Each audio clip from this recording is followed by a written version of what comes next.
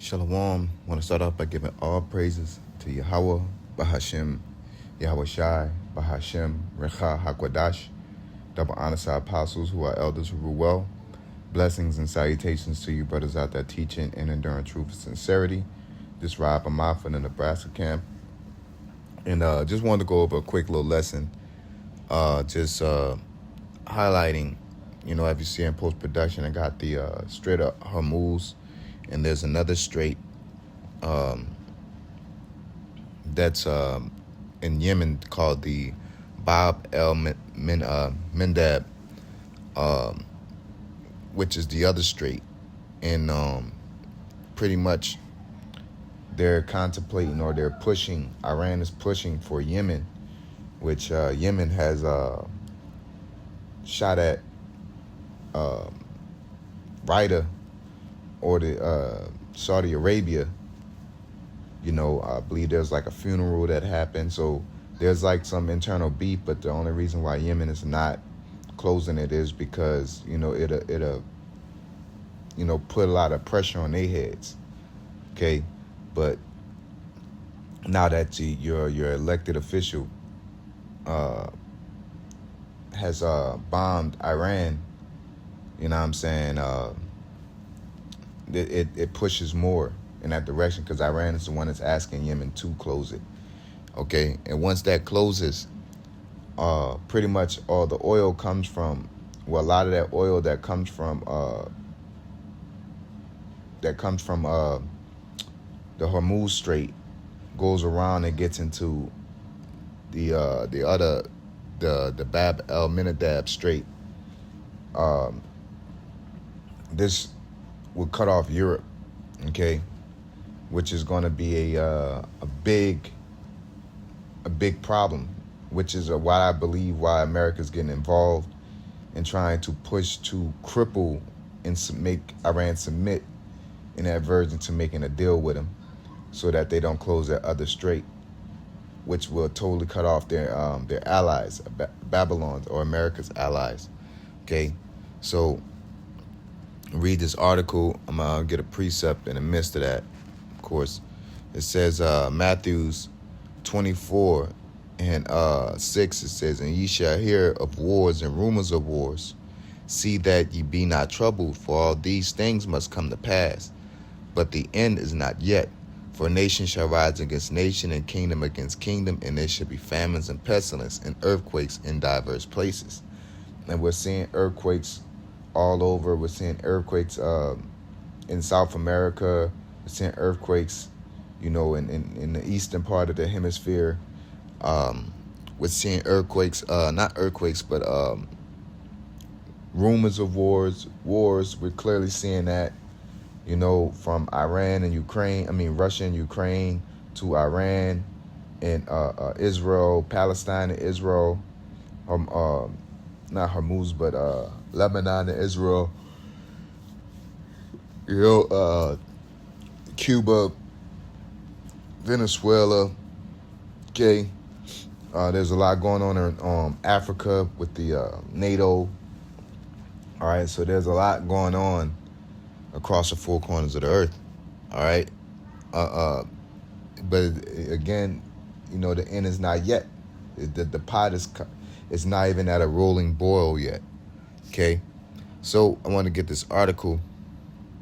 It says checkpoints of power: Hormuz, Bab el-Mandab, the new corridor wars. Okay, the concept of corridor wars describe intensifying competition among major powers over critical trade, energy, and transit routes in an era of weaponized interdependence. Unlike traditional territorial conflicts, these struggles centered on controlling, securing, and bypassing or disrupting checkpoints, narrow maritime passages, and overland links through which global commerce flows. Key arenas include the Strait of Hormuz and the Bab el-Mandab Strait, the Red Sea, and connect corridors such as the Suez Canal. As of July 26, and this article came out in July as of today, I believe at noon, well, July 15th. All right, it's the 16th. So like I said, it came out yesterday at noon. All right, so it's a fairly fresh article. All right, so it says as of July 2026, disruptions arising from the U.S.-Iran conflict have exposed these vulnerable more clearly, with Hormuz largely blocked since February, and threats extend towards Bab or Mindab, the Mindab Strait. Instability at one checkpoint can therefore spread across a wider network of energy and trade routes, turning corridor security into a central issue of economic resilience and geopolitical power. The Strait of Hormuz between Iran and Oman remains the world's most critical energy checkpoint, handling roughly 20 to 21 million barrels per day of oil, about 20 to 25% of global seaborne trade, along with significant LNG volumes from Qatar and the UAE. Iran's retaliatory actions include mining and attacks effectively close much of the strait following the U.S.-Israeli strikes in early 2026. These actions stranded vessels, disrupting shipping, increasing uncertainty, and drove energy prices sharply higher. Brent crude rose above 100 per barrel and reportedly reached 126 during periods of the peak tension. Okay, the Mindab Strait and the Red Sea connect the Indian Ocean to the Mediterranean through the Suez Canal, carrying about 30% of global container trade and millions of barrels each day. Houthi attacks, often aligned with Iranian interests, have repeatedly disrupted this route since 2023. So yes, I just want to skip that fluff. It says the simultaneous disruption of Hormuz and Mindab would be especially serious because two checkpoints perform different but connected functions. Hormuz is central to Gulf energy exports, while Mindab and the Red Sea are essential to Asia-Europe trade. Combined disruptions could block a quarter of the world's energy supply and create cascading effects across manufacturing, shipping, consumer prices, and supply chain planning. These choke points also intersect with broader corridor initiatives intended to diversify trade and reduce exposure to vulnerable routes. Okay, so pretty much the point I want to bring out is that if you close both of those straits, it would dramatically affect Europe. And it reminds me of the scripture, those that were at peace with thee have narrowly looked at thee. You know what I'm saying? And they should take their arrows and shoot, because they. So we're gonna go into the book of Obadiah, chapter 1, verse 7. Okay.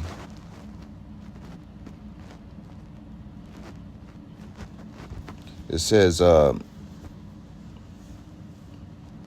start at 6. It says, how are the things of Esau searched out? How are his hidden things sought up? All the men of thy confederacy have brought thee to thee even to the border. The men that were at peace with thee have deceived thee and prevailed against thee. They that eat thy bread have laid a wound under thee. There is none understanding in him. So this league, this NATO and the EU is going to come apart. It's going to break apart. Even though they're going to try to fight together and try to stay together, it's breaking apart as we speak.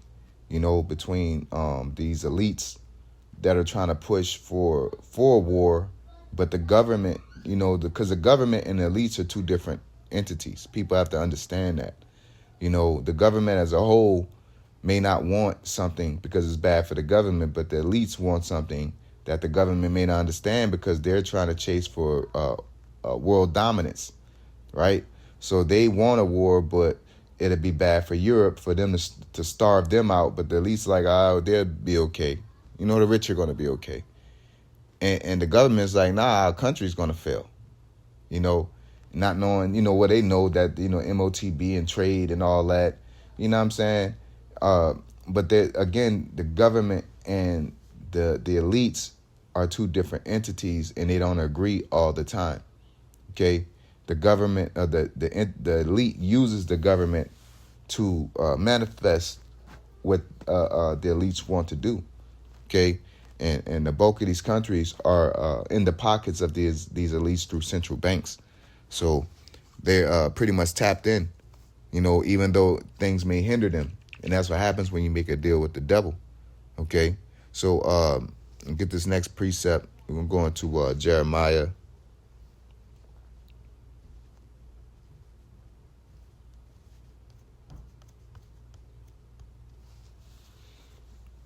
So we're gonna go into Jeremiah 30 and 12. It says, "For thus said the Lord thy power, for thus says the Lord, thy bruise is incurable, and thy wound is grievous." All right. Remember, they laid the wound under him. There is none to plead thy cause, that thou mayest be bound up. Thou hast no healing medicine. All thy lovers have forgotten thee. They have seek not, for I have wounded thee with the wound of an enemy, with the chastisement of a cruel one, for the multitude of thine iniquity, because thy sins were increased. Why criest thou for thine affliction? Thy sorrow is incurable, for the multitude of thine iniquity, because thy sins were increased. I have done these things unto thee. And the main thing they did was touch the apple of the Lord's eye, man. Because it's crazy how he taught the whole world how to hate Jake. But at the same time, that action that he created, not only he afflicted us, but he taught the world to hate us. And that's the reason why the whole world's going to turn on him, even though they don't know that's the reason why. Because the Lord's the Father of spirits. He controls spirits.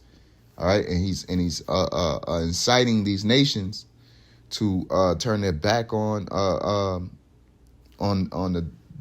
whore that sitteth upon the dragon, and the dragon itself. All right. All these nations scrambling, trying to make energy deals with other countries, even if they're enemies. All right. Because, hell, Yemen is keeping peace with Saudi Arabia and shooting missiles at them at the same time. It's because they got to eat. All right. And they can't afford war. A lot of these countries can't afford it. They can't win. They'll be devastated. They'll take the brunt of the impact. You know what I'm saying? Just like Yemen. Yemen's in a situation where they're not strong, but they're very important. So if Saudi Arabia get down on them, even though Iran will come and help them, Yemen ain't going to be able to survive that. So it's better off for them to keep the peace, and at the same time fight back. It's a crazy situation, especially when you're dealing with the devil, man. All right. So yeah, I just wanted to bring this out, man. I thought this was some important information to share, and they're talking about closing that Mendab Strait, okay, which is going to cause an increase of stress. Think everything's high now, man, and fucked up now, man. Wait till they close them straits, but they want that to happen because that's why Saudi Arabia is going to be where the Valley of Jehoshaphat is, because that's going to be the hub for America to get up in there, man. All right, to deal with Iran, Iraq, all right, deal with the Yemen, okay, Palestine, because America keep acting like, or Babylon keep acting like it's not their fault and they're not trying to do this, but here it is. Netanyahu proposed a deal to merge American and Israeli militaries. Pretty much, I got what you got what I got. Acting like they're pivotal. They have a shared role. No, they already are one unit. It's just not in legislation, and they're finally trying to push that. Okay, so the writing's on the wall, man. All right, and people are seeing that. All right, everybody ain't cool. Everybody ain't got plugged in with Israel like Babylon is. Even though the rich elite, which are bulk of the majority is Amalekites, they have their parts, but they're not as tapped in as America is, man. you know. But yeah, man. With that being said, and give all praise to Yahweh, Bahashem, Yahushai, Bahashem, Rakha Hakodash, double honor to our apostles who are elders who rule well. Blessings and salutations to you brothers out there teaching and enduring truth and sincerity. Shalom.